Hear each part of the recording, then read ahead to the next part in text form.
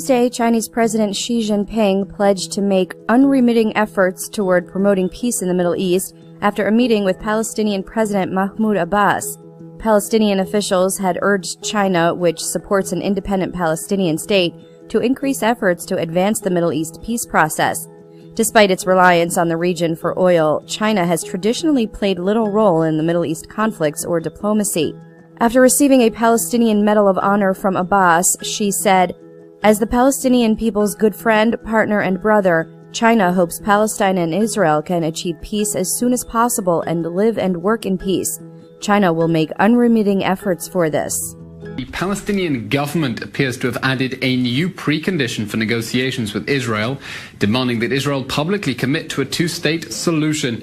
The Palestinians had previously demanded a complete freeze in settlement construction and the release of security prisoners from Israeli jails before they would return to the negotiating table. But now Palestinian Foreign Minister Riyad al-Maliki told Chinese news agency Xinhua that Israel must declare its commitment to the two-state solution in addition to ending settlement activity for negotiations to resume. Israeli Prime Minister Benjamin Netanyahu has declared his support for a demilitarized Palestinian state that would recognize Israel as a Jewish state, but members of his right-wing coalition remain opposed. This comes as Palestinian President Mahmoud Abbas lands in Beijing for a 3-day visit. Tensions are high in Jerusalem following Friday's terror attack on the Temple Mount and the installations of new security measures around the entrances to the holy site. Israel has placed metal detectors at the Muslim-only entrances to the site of the first and second temples, as well as the Dome of the Rock and the Al-Aqsa Mosque. But the move is being violently protested by the Jordanian Islamic Waqf and its followers, who have clashed with security forces. Now, Palestinian President Mahmoud Abbas's Fatah party has called for a day of rage on Wednesday in protest. They want their followers to march towards Israeli checkpoints in the West Bank, and they're saying that Friday's prayer will be held in public squares. With this plan in mind, it seems the likelihood of violence is high. In 2015, Abbas's rhetoric about filthy Zionist feet desecrating Al-Aqsa helped kick off the stabbing intifada, and other Palestinian allegations about damage to the Islamic site have led to riots and violence in the past. On the Israeli settlement in the occupied West Bank, groups of tourists are trained inside a simulated fruit market to recognize whether an Arab man holding a cell phone is a threat or not.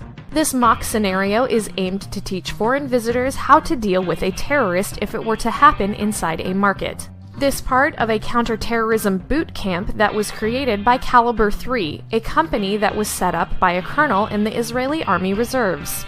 Israeli Prime Minister Benjamin Netanyahu has told Christian evangelicals that they are Israel's best friends in the world.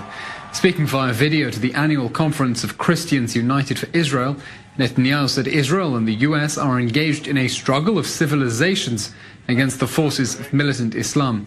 He argued militant Islamists hate the West, including Israel, because they represent free societies built on Judeo-Christian heritage. Speaking at a CUFI conference, Vice President Mike Pence has just reiterated President Trump's campaign promises to move the American embassy to Jerusalem. Quote, "To the men and women of Christians United for Israel, the president hears you. This president stands with you, and I promise you that the day will come when President Donald Trump moves the embassy from Tel Aviv to Jerusalem. It's not a question of if, it's only when."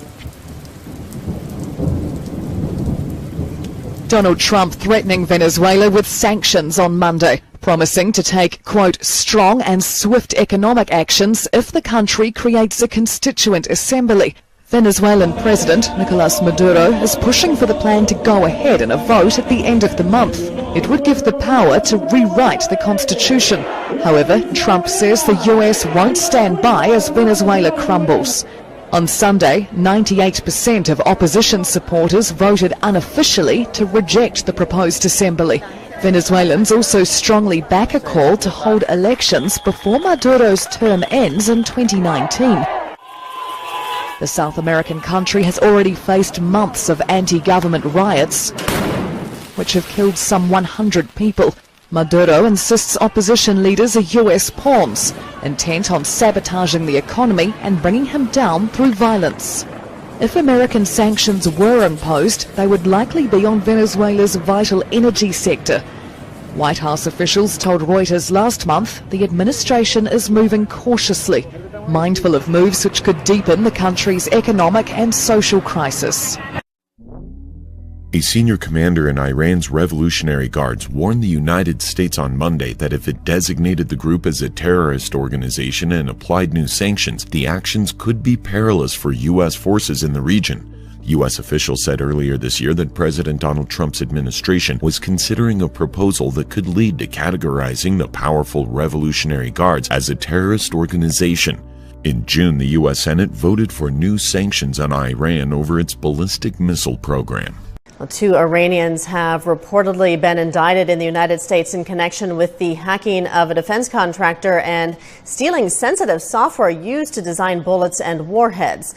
The U.S. Justice Department says they broke into the computers of Vermont-based Aerotech Associates, and the materials stolen are sold to Iranian universities, the military, and the government. U.S. sanctions on Iran prohibit the country from possessing such materials. Qatar and the United Arab Emirates are locked in a fresh diplomatic tussle, this time over hacking and fake news. The trouble started when Qatar's state-run news agency published a false article back in May, claiming the country's leader had praised Iran and Hamas. The fake report helped drive a diplomatic wedge between Qatar and its neighbors. The news agency later said the article was posted due to a site hack, which a new report blames on the UAE. According to the Washington Post, senior UAE officials discussed planting the article in Qatari media. The Post notes the UAE might have employed a third party, which could explain previous reports that Russia was behind the hack. Qatar has jumped on the Post report, accusing the UAE of violating international law. For its part, the UAE has denied having anything to do with the attack. The fresh fiasco complicates U.S. efforts to smooth over the crisis. Secretary of State Rex Tillerson spent part of last week in the region trying to resolve the dispute. Cyber attacks have the potential to be as costly to the global economy as some natural disasters, according to the world's oldest insurance marketplace. Lloyd's of London found that cyber attacks on cloud services like Google Cloud Platform could cost as much as $120 billion in damage. That means, at its worst, an attack could far exceed the cost of Hurricane Katrina. Lloyd's also looked at a scenario similar to last month's WannaCry ransomware attack. At its most extreme, Lloyd's said a similar attack could cost nearly $29 billion. Insuring against cybercrimes is fairly new, and Lloyd's warns that most of the losses from these types of cyber attacks would not be covered. The FBI is warning parents about the privacy and safety risks from children's toys connected to the internet. In an advisory posted on its website, the Federal Bureau of Investigation said that such toys may contain microphones, cameras, GPS, data storage, and speech recognition that may disclose personal information. In February, Germany banned sales and ownership of a talking doll named Kayla, made by US company Genesis Toys, after concerns about possible hacking arose. According to Reuters, the FBI said normal conversation with the toy or in the surrounding environment may disclose a child's name, school, likes and dislikes, and activities. A serious security flaw on MySpace may have left user accounts and details critically vulnerable. Security researcher Leanne Galloway first spotted the flaw, posted to her blog how that with no more than a user's full name, email address, and date of birth, all quite readily available if you know where to look, a hacker could easily take control of a MySpace account. The ease with which your page could have been hacked means that MySpace learned little after its major hack of 2016, in which 360 million accounts were thought to be breached. Galloway said, "It seems MySpace wants us all to take security into our own hands. If there is a possibility that you still have an account on MySpace, I recommend you delete your account immediately." Britain's most famous cuddly bear has become something of an outlaw in China.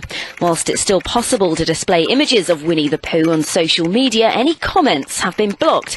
It began in 2013 when pictures of Winnie and his friend Tigger were superimposed on images of President Xi Jinping and former US President Barack Obama. But with the Chinese Communist Party's 5-year Congress approaching and President Xi Jinping expected to win a new term as head of the country, the Beijing censors are being very vigilant in protecting his image. He vowed martial law would be harsh, and now Rodrigo Duterte wants it to stay. The Philippine president asking for an extension on Tuesday, stretching military rule over all of the southern island of Mindanao until the year's end. It would give his government more time and freedom to crush a rebel movement inspired by Islamic State and take back Marawi City. It's a crisis that so far killed more than 500 people and displaced at least 260,000. Duterte says an extension will allow his forces to continue the fight unhampered by deadlines, while focusing on the liberation of Marawi and its rehabilitation. But it's sure to hit a nerve in a country where martial law is a sensitive issue going back decades. The bold militant takeover of Marawi has been the biggest crisis of Duterte's one-year presidency, fanning fears extremists in the country's south have radicalised and recruited far more than officials first thought. Violence erupted in Turkey's Kurdish-dominated southeast following the decision to extend a government-backed state of emergency.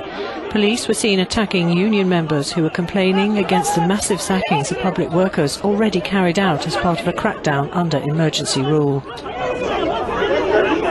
Earlier, Turkey's parliament, where President Recep Tayyip Erdogan's AK party has a comfortable majority, it extended the state of emergency for a fourth time. It's now been in effect since last year's failed coup. The move has been given a mixed reception. Some see it as a necessary measure. Pro-government lawmaker Bulut Turan says, "We do not want to live in emergency rule, we're not looking for it. However, we're facing a problem, and to overcome it on behalf of our nation and to guarantee our future in the framework of law, we think that the emergency rule has to continue." Opposition lawmaker Aytu Atuce is more critical. He says President Erdogan shielded himself with the emergency rule. He turned a coup attempt of a political terror group into a positive chance for him, and he's using the emergency rule as a dictator regime. That's why we think that the emergency rule needs to be lifted.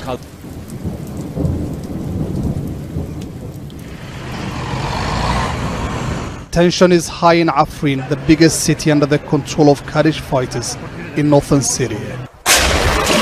Kurdish militiamen say Turkish forces and Syrian rebels allied to them have been shelling Afrin and its suburbs for weeks. The Kurdish fighters say Turkish military deployments in areas under their control amount to a declaration of war.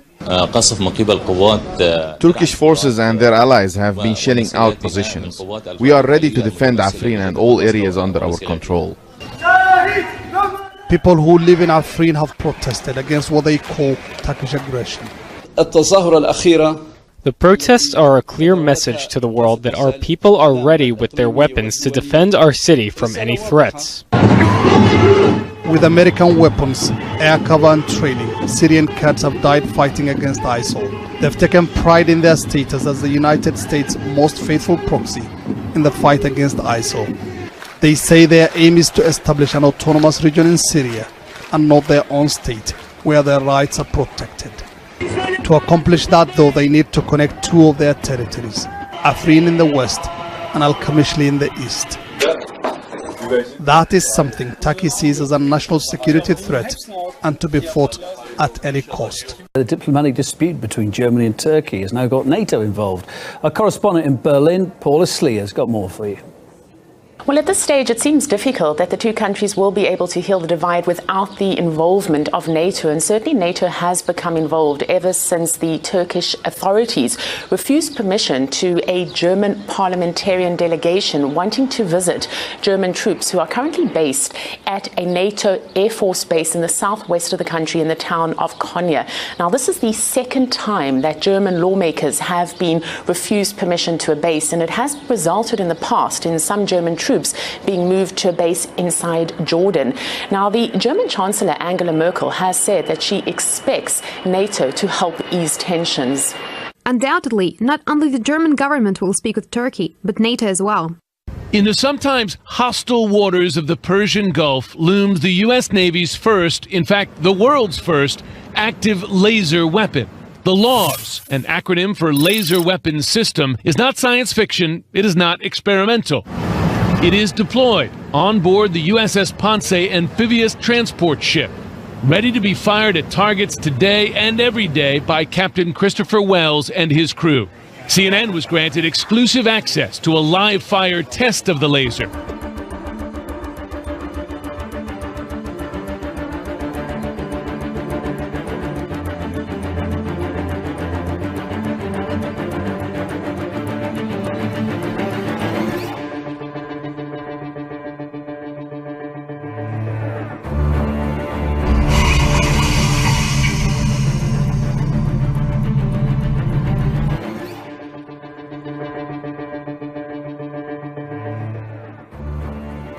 Operationally, it works just like a laser pointer. There's a chamber inside with special materials that release photons. If you're looking at a boat coming in over the water, you can target exactly the engine and take out exactly the engine and not necessarily damage anything else. So, and that type of precision weapon work is something that you don't really get with conventional weapons because there tends to be more collateral damage. It's useful against a variety of threats, surface or air. It's not a niche weapon system like some other weapons that we have, throughout the military, where it's only good against air contacts or it's only good against surface targets.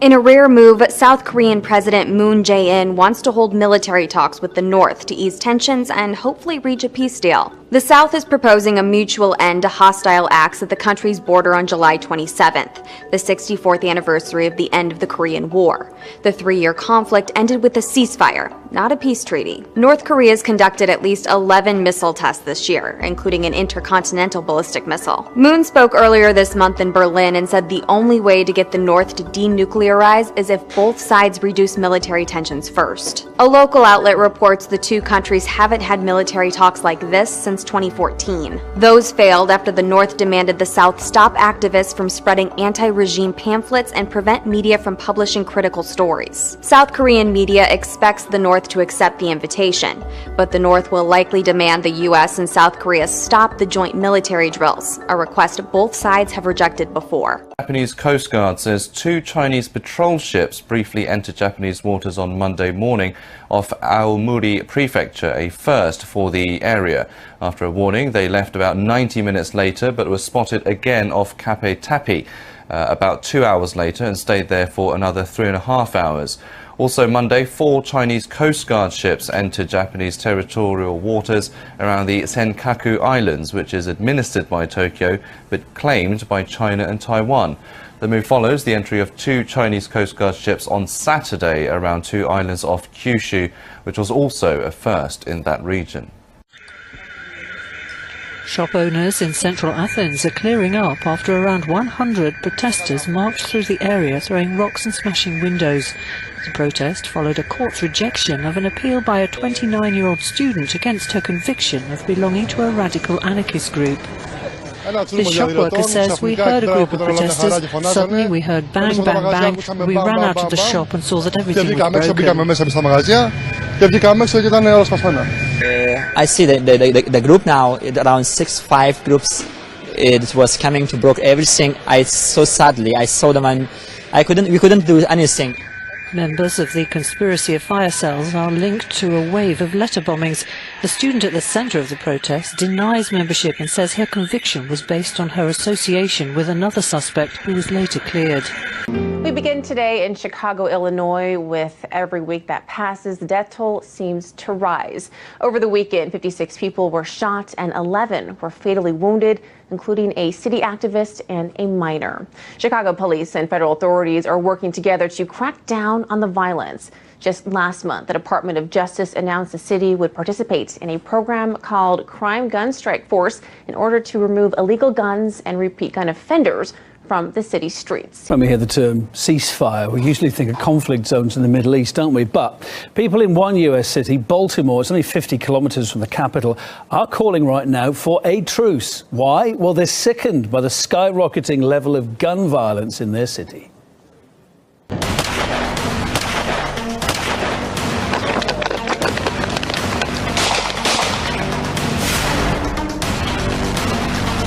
Baltimore currently is a war zone. This is a war-torn city.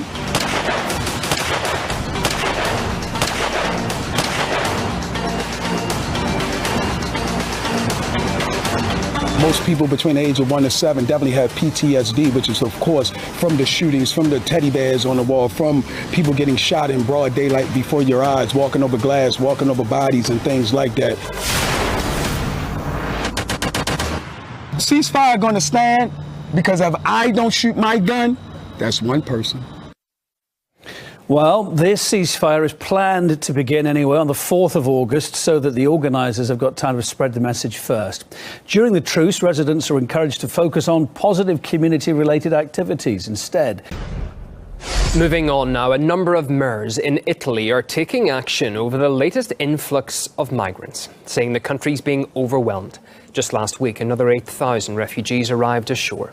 The mayor of a small town in Sicily launched his protest after receiving a call warning him that 50 migrants were to be accommodated in an old hotel nearby. I'm upset because I'm the mayor of this town, and the government literally went over our heads. I was alerted by the prefecture at around 10 o'clock in the evening when they told me some migrants were arriving. I told them, okay, I'm here, let me check. I arrived and the migrants were already here. The government had it all organized since the morning. Well, after discovering the decision to accommodate the migrants was already made, he rallied locals on Facebook to blockade the hotel with their vehicles. They even managed to cut the power to the property, leaving the migrants in darkness. Speaking to reporters, the mayor directed his fury squarely at the government over its handling of Italy's latest migrant crisis. We have been invaded, overrun and overwhelmed by the migrant management system of these cooperatives, which know nothing about our communities. According to a State Department memo, grandparents of U.S. citizens from 6 Muslim-majority countries are now eligible to receive U.S. visas. The memo from U.S. Secretary of State Rex Tillerson was sent to all U.S. diplomatic posts overseas on Friday. The memo comes after a U.S. district judge in Hawaii issued a ruling on Thursday to limit the scope of the administration's temporary ban on refugees and travelers from the 6 countries. A U.S. district in Honolulu found that the government cannot bar grandparents and other relatives of United States citizens from Iran, Libya, Somalia, Sudan, Syria, and Yemen from getting visas under the ban. The cable has since been reversed by the State Department, making them eligible for visas. In Hawaii, pro-life pregnancy centers are now being forced to tell their patients about free abortions provided by the state.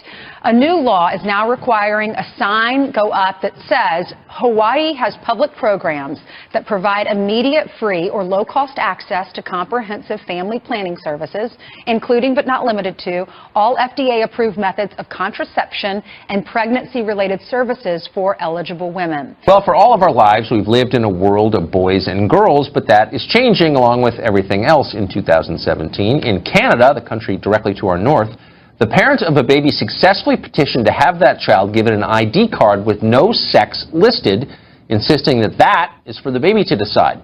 Things may not stop there. They probably won't. The Gender Free ID Coalition is calling on the Canadian government to eliminate sex and gender classifications for all children throughout that country. Are we ready for a world here where baby boys and girls are replaced by baby somethings? Finally tonight here, America Strong, the retriever whose family tells us he never retrieves anything. But he did this weekend. Here's ABC's Gio Benitez. Storm is trying to save this baby deer. That's Storm, the golden retriever, in the middle of the water there, about to save a life. Storm, bring him in! Good boy, Storm, bring him in! Storm's owner says the dog spotted something in New York's Long Island Sound yesterday morning and jumped in. Storm is saving this baby deer right this minute. Getting hold of a drowning baby deer and bringing it to shore. The video capturing as many hearts as Facebook views, more than 1.8 million so far. Storm's owner, Mark Freely, telling us Storm won't even retrieve a tennis ball. But that day, he knew what he had to do. Good boy, Storm, okay? Watch how Storm nudges her, making sure the fawn is okay. Good job, boy. She's okay. Okay tonight, all because of her new best friend.